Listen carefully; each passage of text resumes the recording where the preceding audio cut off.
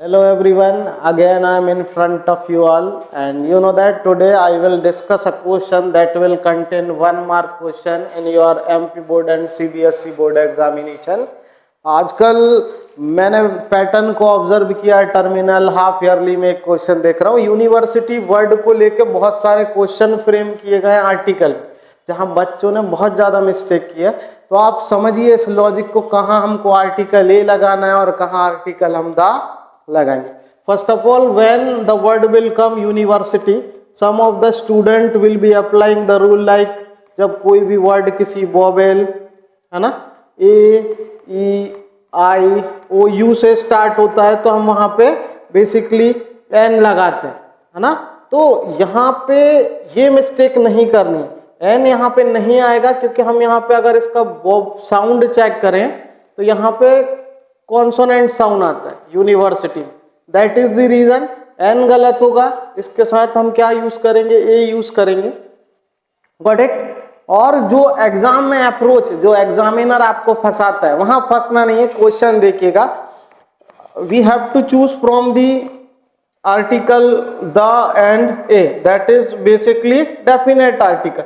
So where you are getting the information is totally definite, है ना। where you can use the article, other than that you have to use article A. Got it? For example, if I will write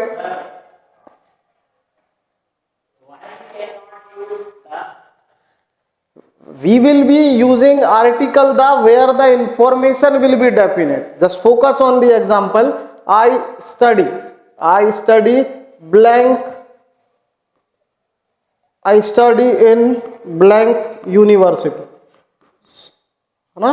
तो यहाँ पे देखिएगा इस question में we don't have the definite knowledge कि किस यूनिवर्सिटी की बात हो रही है, दैट इज द रीजन यहाँ पे हम क्या लगा देंगे, यहाँ पे आर्टिकल ए आ जाएगा। लेकिन एक क्वेश्चन जो अभी टर्मिनल में आया था उसमें ऐसा बोला था आई study in a university which was established in 1975।